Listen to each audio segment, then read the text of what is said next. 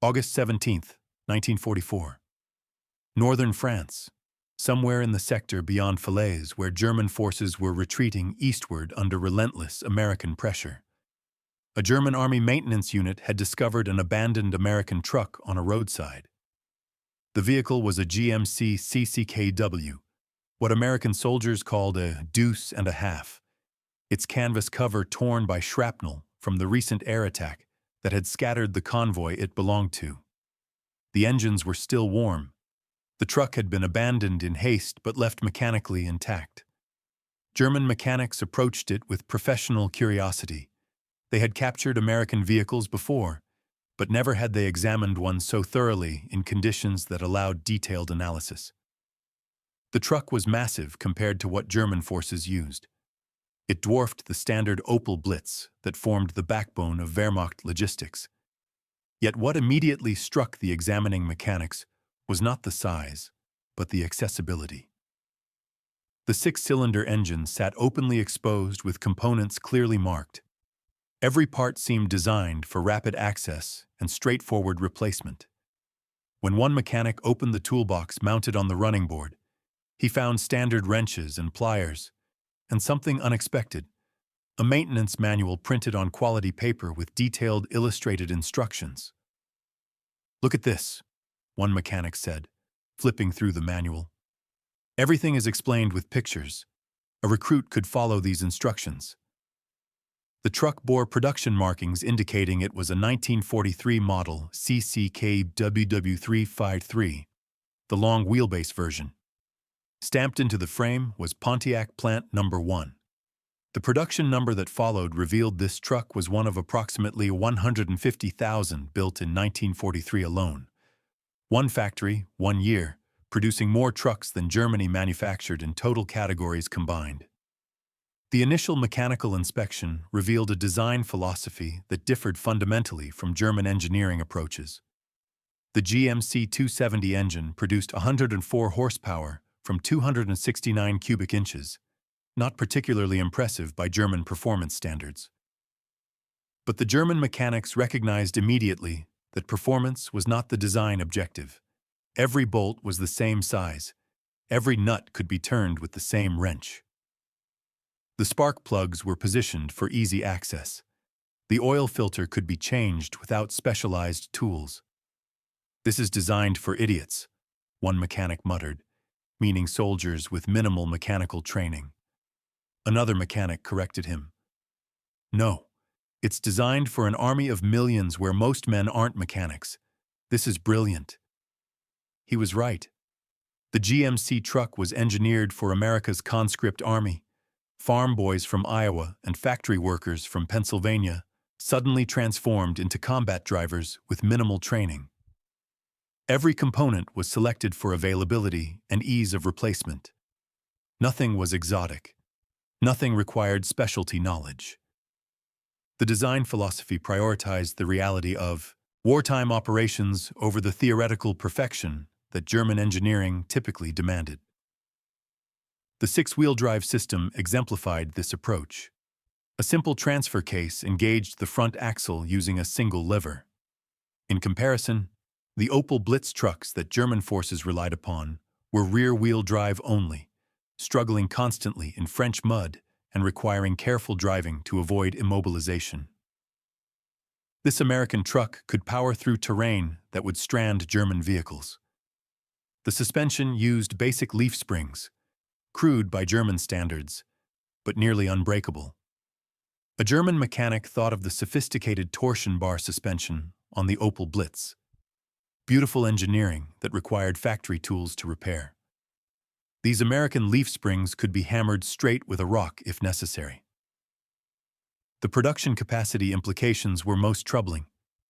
The numbers stamped into the frame revealed that one Pontiac plant had produced 150,000 units in a single year. A young German officer asked the question that occupied everyone's mind. If one American plant produces this many trucks, how many plants do they have? The answer was dozens. General Motors factories were producing the GMC. Chevrolet was manufacturing similar vehicles.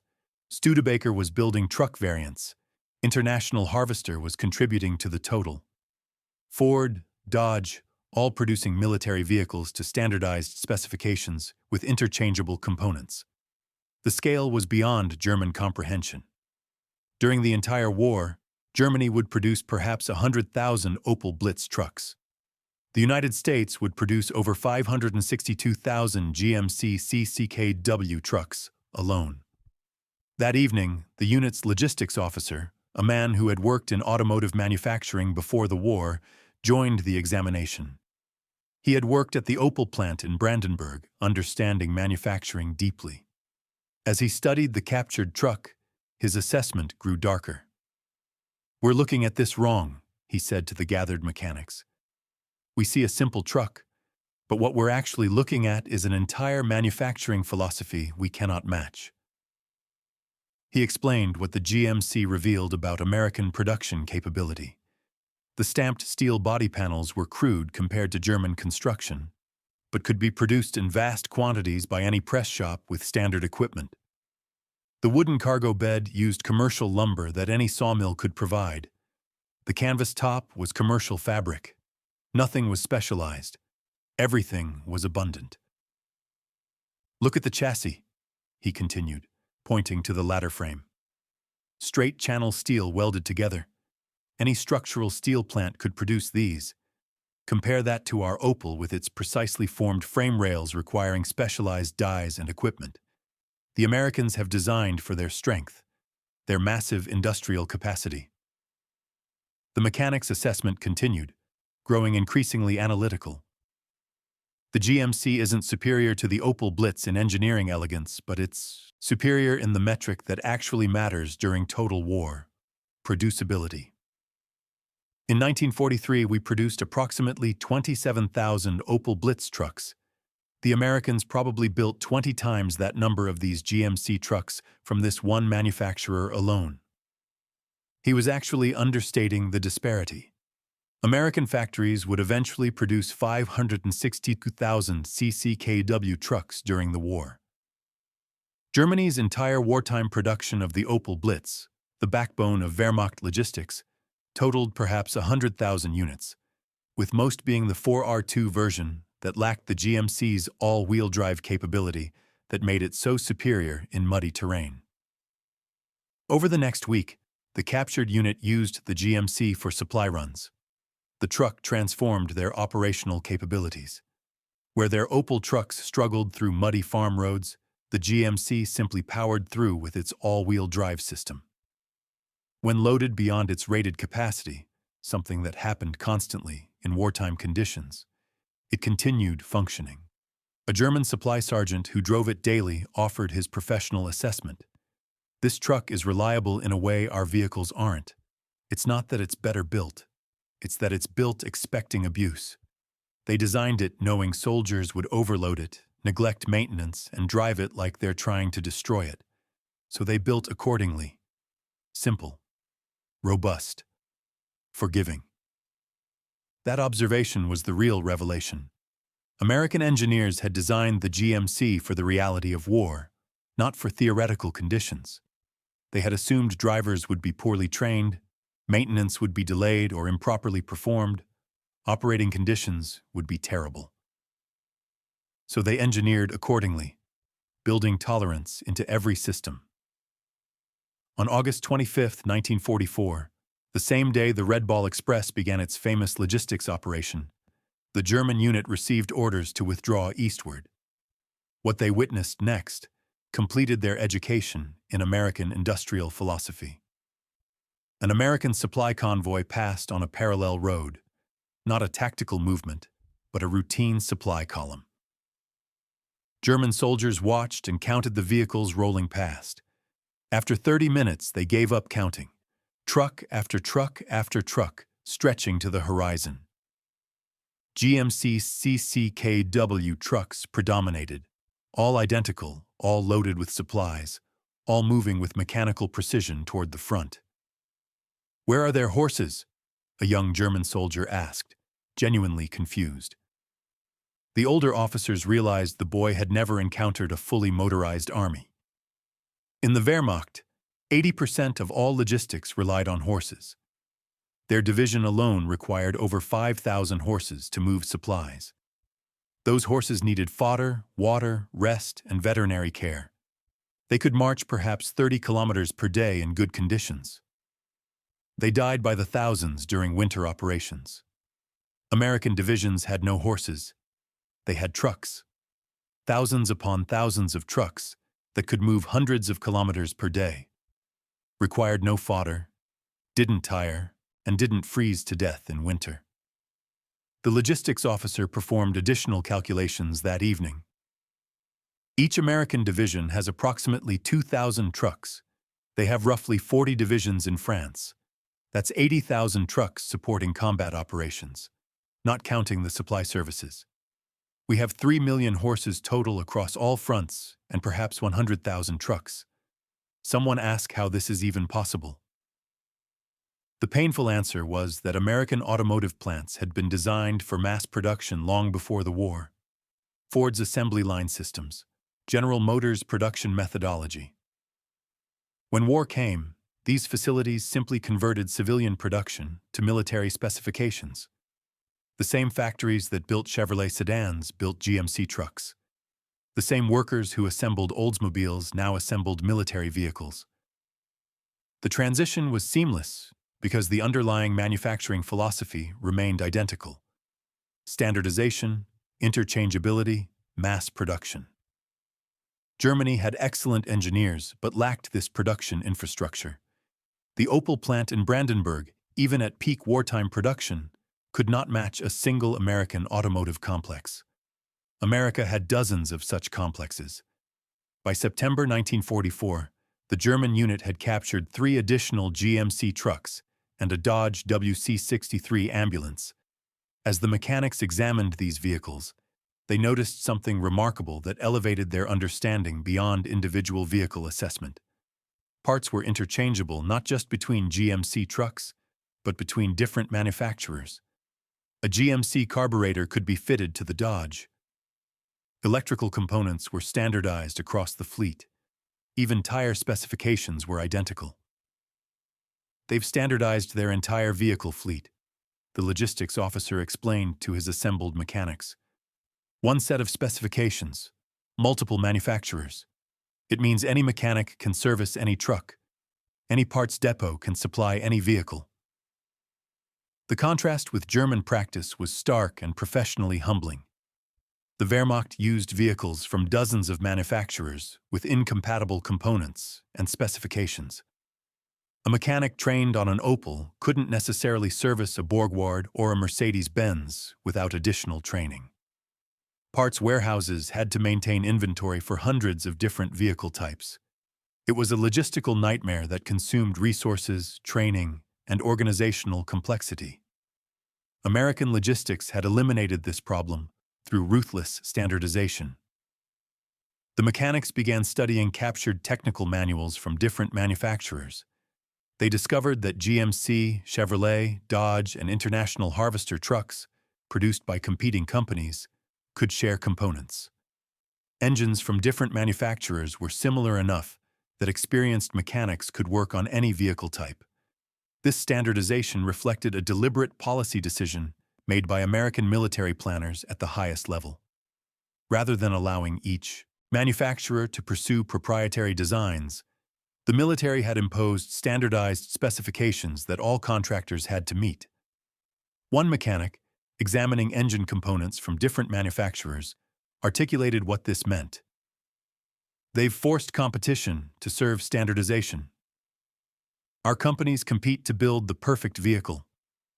Their companies compete to build standardized vehicles more efficiently than each other. In October 1944, the division's remaining vehicles became immobilized when fuel supplies failed to arrive at their position. The horses could forage from the surrounding countryside, but the trucks sat useless. Meanwhile, American operations continued unabated. The supply network built on thousands of GMC trucks continued delivering fuel to forward units with mechanical reliability. The contrast was devastating. The German unit possessed superior vehicles in many ways. Better fuel efficiency, superior maneuverability, more elegant engineering. But those advantages meant nothing when Germany produced one truck for every 5 or 6 American trucks. The mechanics spent their enforced idleness studying the captured vehicles with increasing intensity. They disassembled components, traced manufacturing processes, examined assembly techniques. One mechanic made an observation that crystallized their understanding of what they were witnessing. We designed our vehicles to be good. They designed theirs to be good enough, but in overwhelming numbers. In total war, that approach wins. The logistics officer, recognizing the significance of what his unit had discovered, began documenting detailed technical analysis. He wrote a comprehensive report on the GMC CCKW, detailing every aspect of its design and manufacturing. The report documented standardized components, simple maintenance procedures, robust construction that sacrificed engineering elegance for durability and reliability. The report noted that while the Opel Blitz was superior to the GMC in fuel efficiency and maneuverability, these advantages were irrelevant when Germany produced one truck for every 5 or 6 American trucks. The report's conclusion was stark. American vehicle production represents industrial capacity that we cannot match. Their manufacturing philosophy prioritizes quantity and standardization over individual vehicle perfection. In sustained warfare, this approach has proven devastatingly effective. We have designed vehicles that are superior in isolation, but insufficient in aggregate. Similar reports were flooding Wehrmacht headquarters from every front. German intelligence analysts compiled American production statistics with growing alarm. The numbers were staggering and undeniable. American factories produced 2.4 million military trucks during the entire war. Germany, Italy, and Japan combined could not approach that total. The scale of American industrial output exceeded German comprehension. December 1944 brought Operation Autumn Mist, Hitler's final gamble in the West, known to history as the Ardennes Offensive or Battle of the Bulge. The operation's logistics plan reflected German desperation and underestimated American capacity. The plan relied heavily on capturing American fuel supplies because Germany lacked sufficient fuel to sustain extended operations. German soldiers were explicitly ordered to use captured American vehicles whenever possible because German logistics could not keep pace with the operational tempo required. The irony was bitter. Germany's last major offensive depended on capturing the very vehicles and fuel that symbolized why Germany was losing the war. German forces were attempting to defeat American industrial capacity by capturing the products of that industrial capacity. It was a strategy born from desperation rather than rational planning. The unit that had captured and studied those first GMC trucks participated in the Ardennes offensive using their collection of captured American trucks alongside their few remaining Opel vehicles. The contrast between the American and German logistics was never more apparent. When the offensive stalled, not primarily because of superior American resistance, though that was fierce, the fundamental problem was logistics collapse. Panzer divisions abandoned tanks when fuel trucks could not reach them. Infantry units resorted to horse-drawn wagons because motorized transport had broken down. Meanwhile, American supply operations continued with mechanical efficiency. The Red Ball Express had officially ended in November 1944, but American logistics had evolved beyond dependence on any single operation. Supply operations now operated from Antwerp, Brussels, and Cherbourg. Trucks moved supplies on routes that became progressively more efficient as American engineers rebuilt French infrastructure. The American Army was a machine fed by industry operating at a scale Germany had never achieved or imagined possible. A German officer reflected on what they were witnessing. We believed we could defeat them through superior tactics and engineering. But they've built something we cannot defeat, an industrial system that produces more than we can destroy. An older mechanic added, and they've designed their vehicles for that reality. Every truck is built assuming it will be replaced by another truck. That's a form of abundance we don't understand. By January 1945, as the Ardennes offensive failed and German forces retreated eastward, the captured GMC trucks proved invaluable to the unit's continued operations. They still ran. The Opel trucks, subjected to the same harsh conditions, had mostly broken down. The difference wasn't maintenance, it was design philosophy. The GMC was built to absorb punishment. The Opel was built to German standards of precision that could not tolerate wartime abuse and neglect. The logistics officer documented the final months of the unit's combat operations with analytical precision. In every engagement, American supply lines functioned. In every retreat, German supply lines fractured. The mechanical reliability of the American truck fleet contrasted starkly with the brittleness of German logistics dependent on horses and a limited truck fleet designed for peacetime perfection rather than wartime abuse. By March 1945, the unit was defending positions in the Rhineland as American forces crossed the Rhine in overwhelming strength. The mechanics watched American supply operations with a mixture of professional admiration and despair. Convoys of American trucks moved supplies with rhythmic precision. Repair depots maintained vehicles with assembly line efficiency. Fuel trucks delivered gasoline to forward units with reliable regularity. It was logistics as industrial process rather than military operation. They've built an army that runs on logistics, and they've built logistics that cannot be stopped, the logistics officer observed. Our army was built assuming we'd fight short campaigns where tactical excellence would overcome material disadvantages. We never planned for this. Years of sustained combat against an enemy that produces equipment faster than we can destroy it. The unit surrendered on April 18, 1945. The mechanics became prisoners of war, transported to processing centers in, ironically, American GMC trucks. The journey provided a final, undeniable education in American industrial capacity. At the processing center, prisoners saw hundreds of American trucks in motor pools. American soldiers serviced them with casual efficiency that would have been impossible in the Wehrmacht. Parts were abundant, tools were readily available, maintenance manuals were simple enough that soldiers with minimal training could perform complex repairs. A captured German mechanic, speaking with an American motor sergeant in the motor pool, discovered that American military culture viewed vehicle maintenance differently than the Wehrmacht. The American sergeant was surprisingly friendly, given the circumstances of defeat. "You're mechanics?"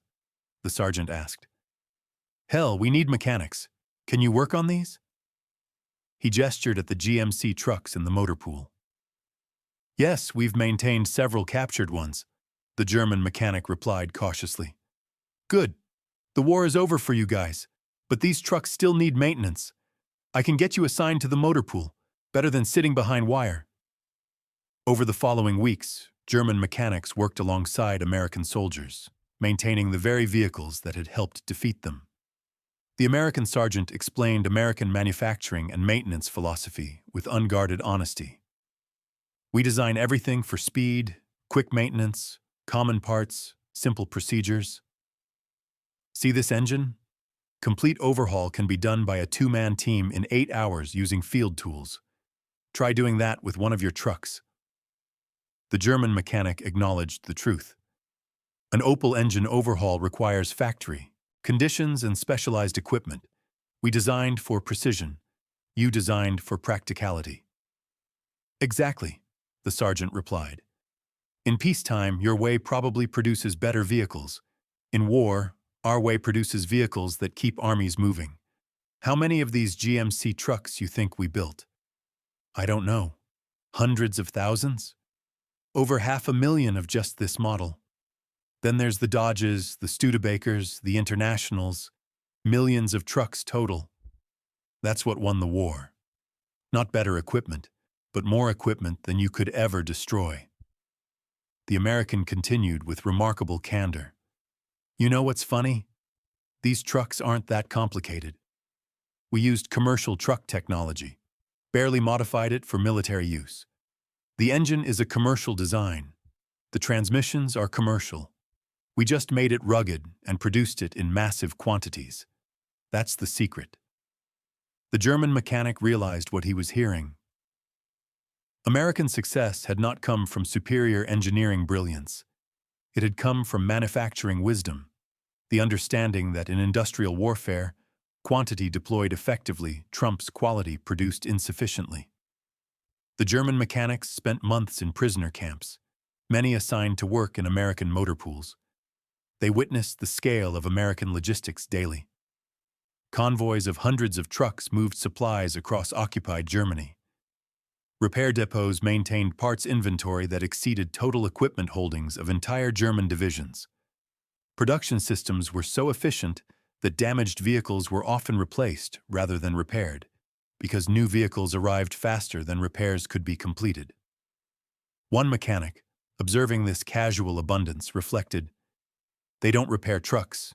They discard them and install new ones. The entire system is built on replacement, not repair." An American maintenance officer, overhearing the comment, explained the logic. "We build so many trucks that repair takes longer than replacement. A truck damaged enough to require serious work gets scrapped. We pull parts from it and install them on other trucks or use them as spares.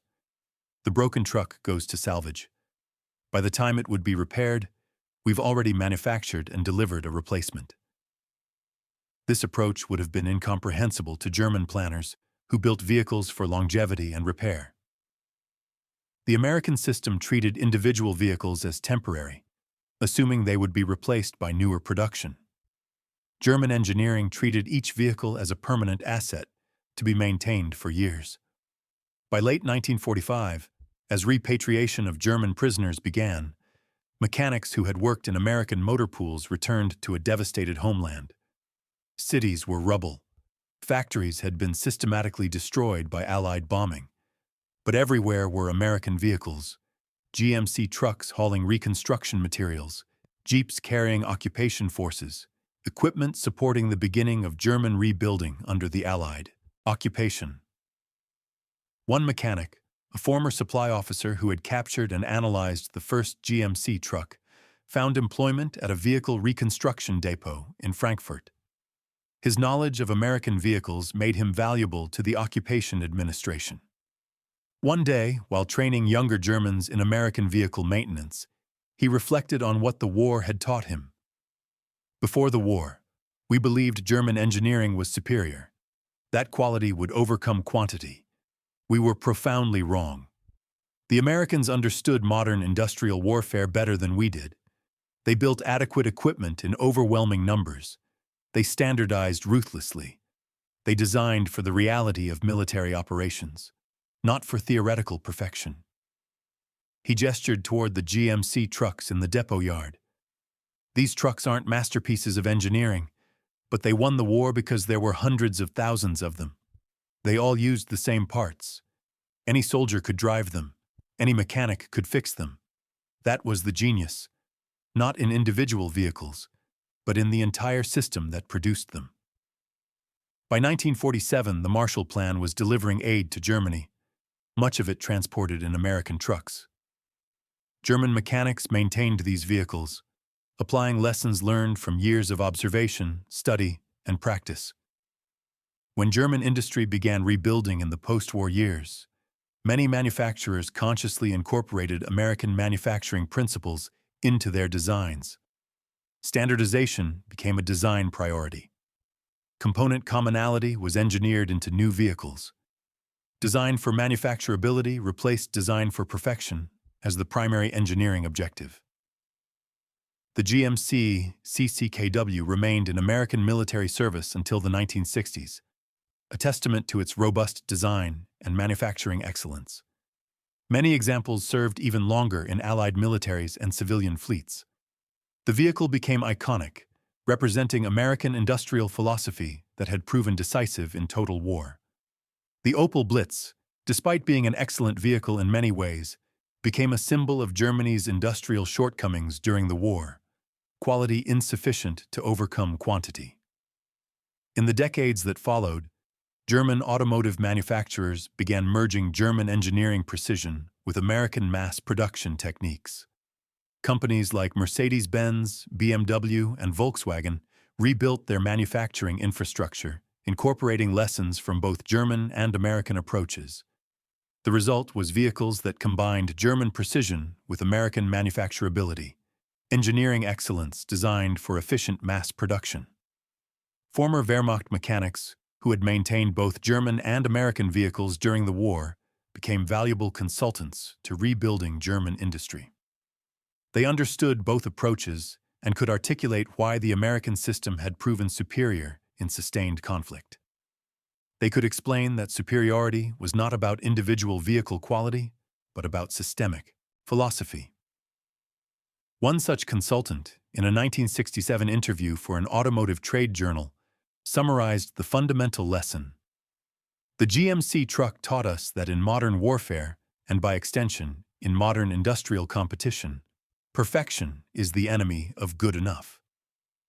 Germany designed beautiful vehicles that were too complex to produce in necessary quantities and too sophisticated for field maintenance by ordinary soldiers. America designed adequate vehicles that could be produced by the millions and maintained by anyone with basic training. He continued, "We were not defeated because our engineers were inferior. We were defeated because we misunderstood what industrial warfare required. We optimized for quality. They optimized for quantity. In a war of attrition, quantity wins." The interview included a photograph of a restored GMC CCKW at an automotive museum. The caption read, "American GMC CCKW Deuce-and-a-Half truck. Over 562,000 produced 1941-1945. These trucks formed the backbone of the Red Ball Express and represented the American industrial philosophy that overwhelmed Axis powers through standardization and mass production." Beside it, for comparison, sat a beautifully restored Opel Blitz. The caption, "German Opel Blitz 3-ton truck. Approximately 100,000 produced 1937-1944. Excellent vehicle design hampered by limited production capacity and non-standardized components across the Wehrmacht fleet." The visual comparison told the complete story without additional commentary. Both were well-designed trucks. One had been produced in overwhelming numbers with standardized parts, simple maintenance procedures, and supporting logistics networks that could sustain armies indefinitely. The other was a quality product produced in insufficient quantities by an industrial base that could not compete with American manufacturing capacity. In the 1960s and 1970s, as German automotive exports began dominating world markets, the lessons from wartime observations had been thoroughly integrated. German vehicles combined engineering precision with manufacturing efficiency. Quality was maintained while production volumes increased. The industry had learned to pursue both objectives simultaneously, rather than treating them as opposites. A Mercedes-Benz engineer, interviewed in 1975 about the company's manufacturing philosophy, acknowledged the historical influence. "We learned from the war that quality without sufficient quantity loses to adequate quality in massive abundance. But we also learned, and this is crucial, that you don't have to choose between them. You can design for quality while designing for manufacturability. That's what modern industrial competition requires." The American trucks that had rolled through European battlefields in 1944 and 1945 had taught harsh lessons. Those lessons, absorbed painfully through defeat, became the foundation of German industrial recovery and eventual export dominance in the post-war world. The mechanics who had examined that first captured GMC in August 1944 had understood immediately what it represented. They had seen not just a vehicle, but a teaching moment about industrial philosophy. American trucks, simple, abundant, reliable, designed for ordinary soldiers rather than precision craftsmen, had demonstrated that in total war, the philosophy that produces the most functional equipment fastest defeats the philosophy that produces the most beautiful equipment. The story of captured vehicles and German engineers learning from American trucks is ultimately about the transformation that defeat can produce when people are willing to learn from it. The Wehrmacht mechanics had believed in German engineering superiority. American trucks, designed without pretense of elegance but with profound understanding of what warfare actually required, taught them otherwise. That knowledge, painful in acquisition, became invaluable in reconstruction. The GMC CCKW was not the most sophisticated truck ever built. It was not the most elegant. It was not the finest expression of automotive engineering. But it was designed for a reality that German vehicles were not designed for, sustaining an army of millions across thousands of miles of difficult terrain for years of continuous combat. Every design decision reflected this understanding. Every simplification reflected faith in abundance rather than elegance. Every standardized component reflected confidence in mass production. German engineers had designed for precision and permanence. American engineers had designed for practicality and replacement. In peacetime, precision and permanence might be superior. In total war, practicality and replacement were decisive. By the 1980s, when German automotive products had achieved world dominance through a synthesis of German precision and American manufacturing philosophy, the debt to that painful post-war learning was rarely mentioned explicitly. But it was embedded in every manufacturing process, in every design specification, in every quality control system. The lesson had become so thoroughly integrated that its origin was almost forgotten. Almost, but not entirely. Occasionally, in interviews or historical retrospectives, aging German engineers would return to the same observation that had struck their predecessors decades earlier. One such engineer, interviewed in 1988 at his retirement from BMW, reflected, "We learned something essential from those American trucks. We learned that you cannot engineer your way out of industrial disadvantage. You cannot design a perfect vehicle that will be produced in such small numbers that it loses to an adequate vehicle produced in such vast quantities that every soldier, every unit, every operation is supplied. Industrial capacity is strategy. Manufacturing philosophy is tactics. In total war, both matter, but industrial capacity determines the outcome." He paused, then added, "The GMC trucks taught us that lesson. We understood it first, through defeat. Later, we understood how to synthesize German engineering excellence with American manufacturing philosophy. That synthesis is what rebuilt Germany and made our industry competitive globally. We took the lessons from those trucks seriously." The GMC CCKW was decommissioned from American military service in the 1960s. Many examples were sold to civilian operators, exported to Allied nations, or preserved as historical artifacts. In museums around the world, the trucks stand beside restored examples of other military vehicles. To modern viewers, they appear crude and simple, their engineering unsophisticated compared to contemporary vehicles. But to anyone who understands the history they represent, the industrial philosophy they embodied, the lessons they taught, the defeat they helped inflict, and the reconstruction they subsequently enabled, the GMC CCKW represents something far more significant than a well-designed truck.